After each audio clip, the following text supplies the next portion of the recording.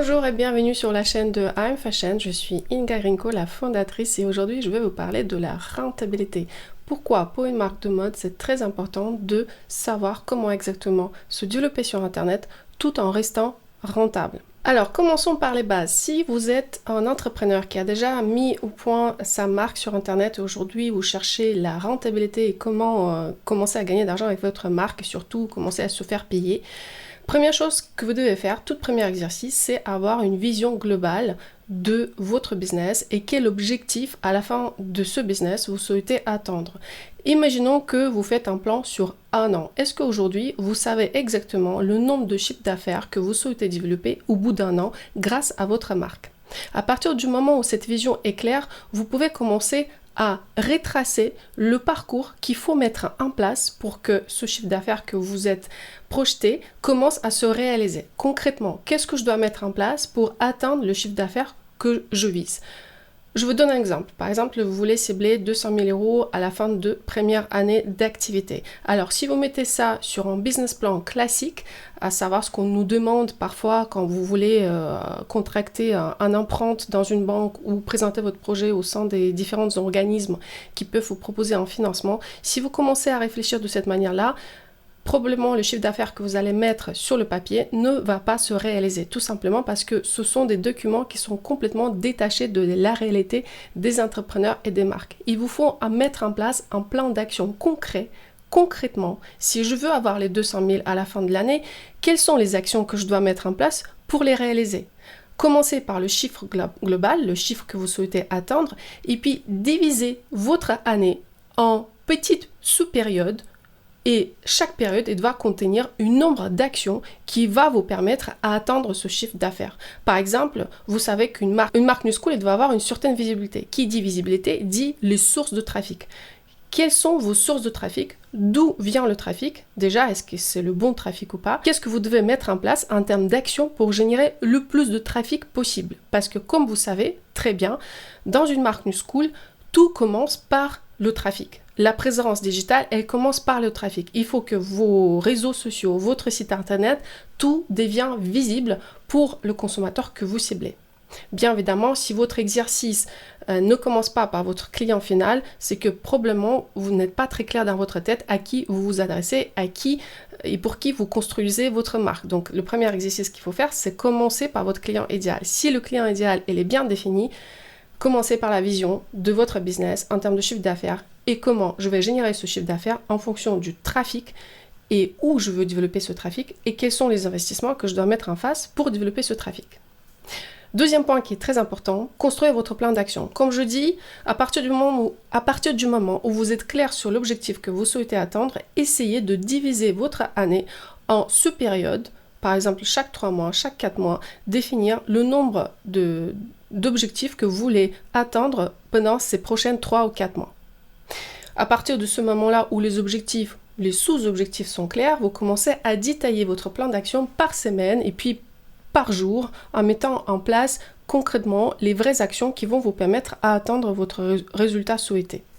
Donc, comme vous pouvez comprendre, la rentabilité, elle commence déjà par la vision globale, puis mise en place de plans d'action concrets pour atteindre cette vision. Et troisième point qui va être très important pour une marque New School, c'est maîtriser ses dépenses. Parce que qui dit la maîtrise des dépenses, dit optimiser ses investissements et pouvoir rendre la marque rentable le plus rapidement possible. Par exemple, quand vous vous lancez sur Internet, très probablement, vous allez commencer à réfléchir sur le poste de dépense suivant. Le développeur du site Internet, le photographe pour faire les photos, le community manager pour animer vos réseaux sociaux, acheter du stock s'il faut, parce que vous avez travaillé avec un atelier qui vous dit il y a un minimum de quantité à commander, donc vous allez commencer à engager tous ces frais.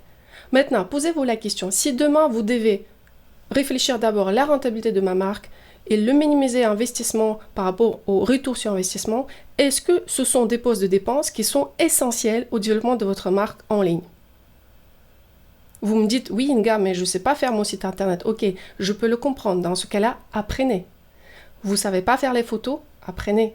Vous ne pouvez pas occuper de votre présence sur les réseaux sociaux? Essayez de le faire. Apprenez à côté des personnes qui comprennent. Faites-vous accompagner et aidez vous-même à déminimiser ces coûts ces postes de dépenses alors que vous pouvez le faire très bien vous-même. Parce qu'une marque digitale, qui dit une marque digitale, dit la maîtrise des outils digitaux par les fondateurs des marques. Sauf, bien évidemment, si vous avez beaucoup de capitaux et que vous pouvez très bien investir dans plein de ressources, à droite, à gauche, et vous faire accompagner par des professionnels. Dans ce cas-là, cette vidéo, elle n'est pas peut-être pour vous. En revanche, je m'adresse aux petites structures, les structures qui cherchent à optimiser leurs dépenses et qui se disent d'abord dans quoi je dois investir si je veux réussir demain ma marque. Alors je vous dis, apprenez à maîtriser votre site internet vous-même, éditez et créez le contenu pour votre marque vous-même et peut-être même faire les photos de vos produits vous-même parce qu'aujourd'hui c'est ça ce qui se passe dans la plupart des marques digitales qui sont nées sur Instagram, sur TikTok ou ailleurs. Ce qui se passe, c'est que les marques, ils font leur éditorial elles-mêmes.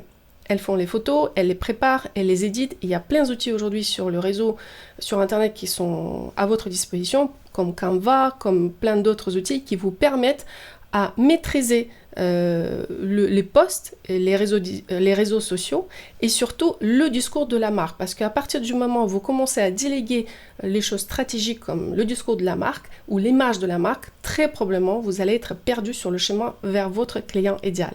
Parce que le discours de la marque il se construit par rapport à son client idéal et ce que vous avez envie de partager en tant que votre propre expérience d'un fondateur d'une marque. Quatrième point très important aujourd'hui dans la nouvelle économie, il faut savoir mixer l'organique avec des méthodes payantes. Tout simplement parce que si vous misez que dans les investissements publicitaires, vous allez probablement investir trop, surinvestir et ne pas obtenir le bon résultat. Parce que la meilleure formule aujourd'hui, c'est commencer à mettre en place les actions pour développer la marque, la présence de la marque dans les médias organiques, avec des méthodes organiques, par exemple Instagram, Pinterest, peut-être YouTube ou TikTok, et combiner cet investissement de votre temps, surtout l'organique c'est quoi? Qui dit l'organique, elle dit le temps.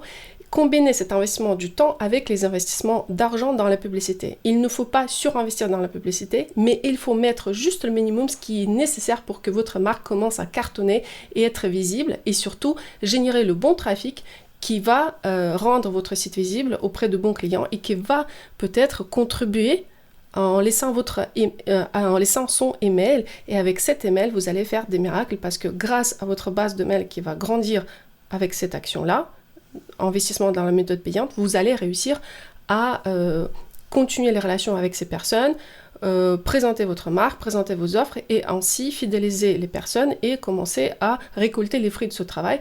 Ça veut dire faire les ventes. Cinquième astuce très importante, c'est faire plus avec moins de personnes.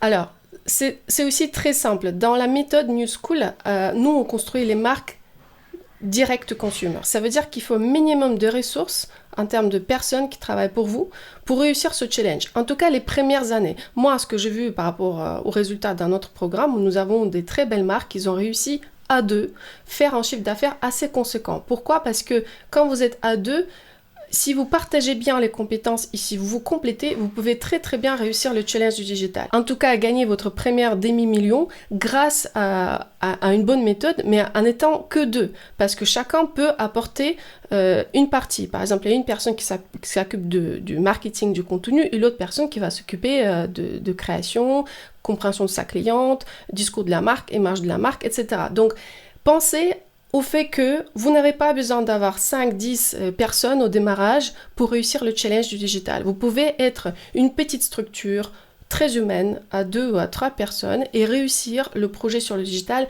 en faisant plus ensemble et en mettant moins d'argent pour payer les différents prestataires et surtout, le fait que vous entourez de plein de personnes, au final, ça va vous amener à une situation où vous ne maîtrisez rien de ce qui se passe dans votre marque. Et donc, pensez plutôt à une organisation super clean où tout le monde maîtrise la partie mode et digitale. Dans ce cas-là, il faut déjà savoir apprendre ces sujets-là et se compléter ainsi et investir moins dans les prestations externes pour devenir une marque le plus proche possible de son client. Et moi, ce que j'ai constaté, en tout cas au sein de notre accompagnement, nous avons constaté les meilleurs résultats quand une marque arrive dans le programme à deux ou qu'elle a son bras droit, qu'elle a identifié dans le parcours, dans le programme. Ça veut dire qu'il faut avoir son numéro 2 pour réussir votre projet digital. Il y a une dynamique qui s'installe entre les binômes qui est très intéressante. Par exemple, souvent, c'est une personne qui va se lancer dans l'entrepreneuriat et va chercher une deuxième personne qui peut les accompagner. Le choix, elle est stratégique parce que si vous êtes entouré des personnes qui ne vous servent pas à grand chose ou qui ne sont pas tout à fait performantes dans ce que vous voulez créer, vous allez rentrer dans une virale où ça va être compliqué, vous allez perdre des années, d'argent, etc. Donc faites le bon choix, sélectionnez les personnes qui ont la même base que vous, à savoir maîtriser la méthode New School. C'est déjà vous qui devez l'apprendre en tant que fondateur, si vous êtes le fondateur, qui va aussi maîtriser les principes d'une marque New School, ce qui va permettre à vous deux créer une base solide pour réussir le projet sur le digital. Alors j'espère que cette vidéo a été utile pour vous et dans la description en bas, je vous mets un lien si ça vous intéresse. Cette approche dont je parle tout le temps, New School, binôme, etc. Peut-être vous êtes un peu perdu dans le vocabulaire que je propose ici. Si vous voulez aller plus loin, n'hésitez pas, cliquez, j'ai mis le lien vers une vidéo explicative. Comment on peut aujourd'hui créer une marque New School, comment on peut fonctionner en binôme et surtout être rentable sur Internet. Et donc, je vous dévoile les 3 secrets essentiels à la réussite de votre startup dans la mode. Et ça se trouve dans le lien que je mets en dessous de cette vidéo. N'hésitez pas, likez cette chaîne, abonnez-vous. Comme ça, vous allez être prévenu quand la prochaine vidéo va sortir. En tout cas, j'essaie d'être assez régulière et sortir des vidéos chaque semaine pour continuer à vous proposer plus de contenu, plus de conseils et surtout partager l'expérience que je vis actuellement avec les marques que j'accompagne au sein de mon programme. À très vite, ciao!